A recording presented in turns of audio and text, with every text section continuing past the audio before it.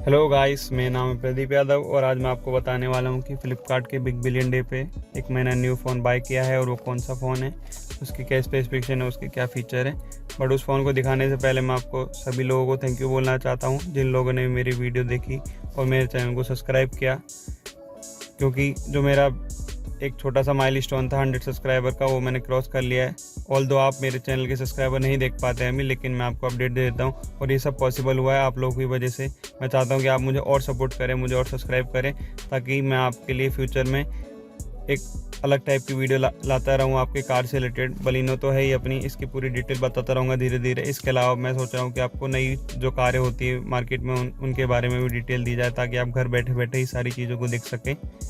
तो उसके लिए मैं आपको फिर से धन्यवाद देना चाहता हूं जो आपने मुझे इतना सपोर्ट किया। और आप मेरे चैनल पर अगर नए हैं तो आप मुझे अभी सब्सक्राइब कर सकते हैं, नीचे रेड कलर के बटन पर क्लिक करके तो करना, और उसके बगल में एक बेल का आइकन का बटन है, उस पर भी क्लिक करेंगे तो आप ऑल पे सेलेक्ट करेंगे तो आप मुझे जैसे ही मैं वीडियो डालूंगा तो आपको उसी टाइम आप मेरी वीडियो को देख पाएंगे और आप मुझसे सब्सक्राइब के थ्रू कनेक्ट हो जाएंगे। तो चलिए शुरू करते हैं। मैं आपको दिखाता हूँ कि मैंने कौन सा फ़ोन बाय किया। तो जैसे मैंने आपको बताया कि मैंने फ्लिपकार्ट से फ़ोन बाय किया था ये वाला। अब होता क्या है कि आजकल क्या करने लगे हैं, वो जब भी आप फ़ोन मंगवाते हो तो वो फ्लिपकार्ट वाले जो होते हैं भैया, जो भी आते हैं आपके डिलीवरी बॉय, वो ही इस फ़ोन को खोल के दिखाता है आपको, ताकि आप बाद में क्लेम ना कर सके कि मुझे तो आप लोगों ने नकली फ़ोन दे दिया। या फिर इसके अलावा आजकल ये भी देखा गया है कि जनरली जो बॉक्स होते हैं उनके अंदर में पत्थर आ जा रहे हैं या साबुन आ जा रही। इससे बचने के लिए फ्लिपकार्ट ने ये स्टार्ट किया है स्कीम। मुझे तो काफ़ी अच्छा लगा। इससे क्या रहता है कि आपको भी एक कॉन्फिडेंस रहता है और सामने वाले जो डिलीवरी बॉय या कंपनी को भी एक कॉन्फिडेंस रहता है कि हाँ, उन्होंने एक सही फ़ोन ही डिलीवर किया है, डब्बे में कुछ और नहीं था। क्योंकि फ्लिपकार्ट तो सिर्फ एक मीडियम है आपके फ़ोन को डिलीवरी करने के लिए, आप वहीं से बाय करते हैं, लेकिन जो थर्ड पार्टी सेलर होते हैं वो इसके बीच में इन्वॉल्व होते हैं। और पता नहीं, मुझे तो एग्जैक्ट पता नहीं है एक्चुअली में चेंज कौन करता होगा, या डिलीवरी बॉय चेंज करते हैं, कोई और करते हैं, लेकिन काफ़ी अच्छा इनिशिएटिव लगा मुझे तो फ्लिपकार्ट का। तो चलो मैं आपको खोल के दिखाता हूँ। वैसे तो वो बॉक्स खोल चुके हैं। यहाँ पे ये एक छोटा सा बिल होता है इसका, मैं आपको बताऊँगा कितने का मैंने बाय किया है, आखिरी में देखते हैं। और आपको अगर मैं दिखाऊँ तो ये मैंने फ़ोन बाय किया है, आप बिल्कुल देख पा रहे होंगे, ये आईफोन। कोई गैस कर पा रहा है इस फ़ोन को? ये है आईफोन मिनी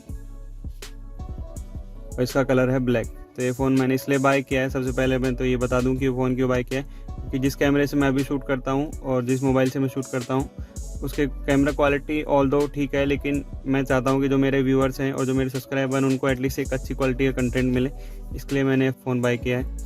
तो अगर मैं इसकी प्राइस दिखाऊँ आपको तो यहाँ पर आप देख पा रहे होंगे 69,900, 70,000 के आसपास का ये फ़ोन अगर आप मार्केट से ख़रीदते हो तो इसकी MRP ये है। ऑल्दो अभी आपको सस्ता मिल जाएगा, लेकिन ये मुझे काफ़ी सस्ता पड़ा है। और ये मिनी ही क्यों लिया मैंने, आईफोन 12 का भी एक ऑप्शन था। आईफोन 12 मैंने इसलिए नहीं लिया क्योंकि एक तो जो मिनी है और 12 है उसकी सारी जो भी कॉन्फ़िगरेशन है, कैमरा है या फिर स्पीड है या फिर प्रोसेसर है, everything both are same. IPhone 12 हो चाहे मिनी हो, डिफरेंस आता है आपका दो चीज़ों के अंदर। एक तो है स्क्रीन साइज, इसकी डिस्प्ले थोड़ी छोटी है मिनी की थोड़ी छोटी है 12 से, और दूसरा आता है आपका बैटरी साइज। बट ऑल दो मेरा इतना यूज़ नहीं है कि मैं मतलब सारे दिन ही मोबाइल चलाता रहता हूँ। और अगर आप उसका मेटल टेस्ट देखेंगे यानी कि बैटरी का टेस्ट देखेंगे दोनों ही फ़ोन में, तो हार्डली 1 घंटे का डिफरेंस आ रहा है, ठीक है। और ये मेरे फ्रेंड्स काफ़ी लोग इस फ़ोन को चलाते भी हैं, तो मैंने उनसे पूछा तो मुझे मिनी ठीक लगा। मिनी और आपके 12 में कम से कम 10-11 हज़ार रुपये का डिफरेंस है, तो वो आप इतने पैसे क्यों लगाएं, आप उसको कहीं और यूटिलाइज़ कर सकते हैं, इसलिए मैंने ये मिनी लिया है। तो मैं आपको अगर खोल के दिखाऊं, ये ब्लैक कलर का मैंने फ़ोन लिया है। आप बताएं आपको कलर कैसा लगा। और अगर मैं इसके पहले बताऊं डब्बे के अंदर क्या क्या आता है, इसके डब्बे के अंदर ये कुछ भी नहीं देते हैं, सिर्फ ये आपको देने वाले एक छोटी सी केबल, लाइटनिंग केबल। और इस लाइटनिंग केबल के भी अपने ही ड्रॉबैक है। अब कंपनी पता नहीं ऐसा क्यों कर रही है, ठीक है। पहला ड्रॉबैक तो ये है कि सपोज़ आपको, अगर आप जनरली तो अपने USB वाले चार्जर होते हैं, ठीक है, जिसमें USB टाइप के सॉकेट रहता है ना, तो आप उसको कहीं भी पिन कर सकते हो। लेकिन जो इस टाइप के जो चार्जर हैं, आप इसको कहीं भी पिन नहीं कर सकते हो। अब आपको C टाइप का ही चाहिए। अभी अगर आप देख पा रहे हो तो ये C टाइप का यहाँ पे दिया हुआ है। ये तो कॉमन रहता है आईफोन में, लेकिन जब आप कनेक्ट करिए तो आपको इस टाइप का ही चार्जर मंगाना पड़ेगा, और कंपनी चार्जर भी नहीं दे रही है। वैसे तो कंपनी क्लेम कर रही है कि वो चार्ज इसलिए नहीं दे रहे हैं क्योंकि एनवायरनमेंट फ्रेंडली होगा, लेकिन आपका अगर चार्जर ही यूनिवर्सल नहीं है, जो उसका USB यूनिवर्सल नहीं है, तो वो एनवायरनमेंट को कैसे बेनिफिट करेगा, क्योंकि आदमी को तो बाय करना ही पड़ेगा। और ये मार्केट में चार्जर मेरे ख्याल से 2000 के आसपास है इसका, तो 2000 रुपये और खर्च करने पड़ेंगे इसके ऊपर अभी, ठीक है। बट ठीक है, मेरे पास एक लैपटॉप है जो उसमें इसी टाइप का सपोर्ट का पोर्ट दिया हुआ है, तो मैं अभी उससे काम चलाऊँगा। ये तो वो चार्जर मंगाना ही पड़ेगा, या फिर मैं सोच रहा हूँ USB वाला मंगा लेता हूँ, क्योंकि C वाला तो हर जगह फिर वो वही हो जाएगा। लेकिन मैं सोच रहा हूँ USB वाली केबल मंगा लेते हैं, क्योंकि घर में तो खूब सारे चार्जर हैं, तो अगर हम C वाली USB वाली केबल मंगा लेते हैं तो वो ज़्यादा बेनिफिट रहेगी। आप लोग जो भी आईफोन चलाते हैं मुझे थोड़ा सजेस्ट कर सकते हैं कि मैं क्या करूँ। मेरे पास तो 2 आइडिया, तो मैं चार्जर खरीदूँ C टाइप का, या फिर मैं केबल ले लूँ। अगर केबल रहेगी तो मैं उसको कहीं भी लगा सके और कहीं भी यूज़ कर सकता हूँ, ठीक है। पहली बात तो ये। अब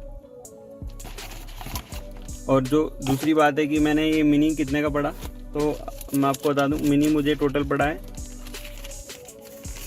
अगर आप देख पा रहे हो गौर से, तो 34,999, यानी कि 35,000 रुपये का ये मिनी पड़ा है। इसमें मुझे 3,000 रुपये का कैशबैक मिला था, और 5,000 का मुझे आई थिंक और बेनिफिट मिल सकता है। जैसे अगर मैं आपको बता दूं कैसे मिलेगा वो बेनिफिट, तो वो है IGST, यहाँ पे आप देख पा रहे होंगे 5338, ठीक है। तो इसका बेनिफिट कैसे मिलेगा मैं आपको बताऊं। अगर आपका कोई नोन है जिसके पास भी सपोज GST नंबर है, ठीक है, सपोज उसके पास भी GST नंबर है, तो आप क्या कर सकते हैं कि जब आप फ़ोन बाय कर रहे हैं तो उसमें आप अपने जो भी नोन हाल हैं उनकी GST नंबर को एंटर कर लें। उससे आपको क्या बेनिफिट होगा कि आप ये जो GST है ना, आप इस पूरी क्लेम कर पाएंगे। क्लेम का मतलब समझ रहे कि आपको इतनी ही माइनस हो जाएगी जब भी आपका जो नॉन पर्सन है वो टैक्स पे करेगा, तब तो आपको ये बेनिफिट मिल जाएगा। तो जैसे कि मेरे को अगर ये 34,999 का 35 का है, तो 5,000 और कम होंगे, तो मुझे लमसम कह सकते हैं 30,000 का ही फ़ोन पड़ने वाला है। तो ये बेनिफिट होता है अगर आप GST क्लेम करते हैं तो, और ये काफ़ी अच्छा ऑप्शन है। बट इसके लिए आपको ऐसा नोन पता होना चाहिए आपका आदमी, और कि वो जो आपकी GST क्लेम करवाएगा, क्योंकि उसी के GST नंबर आपके लगेंगे। दूसरा पॉइंट ये है कि अगर आप फ़ोन GST में ले रहे हैं, ठीक है, तो उसमें जो डिलीवरी एड्रेस है वो वहीं की होनी चाहिए। आपके घर की होगी तो दिक्कत हो जाएगी। डिलीवरी एड्रेस उसी फर्म के एड्रेस पर होना चाहिए, तो आपके पैसे बच सकते हैं, और ये काफ़ी अच्छा ऑप्शन लगा मुझे तो। हाँ, तीसरी बात मैंने फ्लिपकार्ट पे ये देखी है कि अगर आप कोई फ़ोन एक्सचेंज कर रहे हैं तो ये GST का जो फीचर है वो नहीं मिलेगा आपको। तो आप ये ध्यान रखिए कि अगर आप एक्सचेंज कर रहे हैं फ़ोन को तो वो इनेबल नहीं होगा, तो आप एक्सचेंज ना करें फ़ोन को। अगर आपको ऐसा लग रहा है कि मेरे फ़ोन की जो वैल्यू और मेरे इसकी जो वैल्यू है GST की वैल्यू वो ज़्यादा है, तो आप फ़ोन को एक्सचेंज मत करिए, आप फ़ोन को किसी दूसरे उसके लिए एक्सचेंज कर लीजिए। क्योंकि सपोज़ अगर आप किसी छोटे फ़ोन के लिए आप GST अप्लाई कर रहे हैं तो ऑब्वियस ही बात है उसकी GST कम आने वाली है, ठीक है। लेकिन ये महंगा फ़ोन है इसलिए इसकी GST 5,000 के पार जा रही है।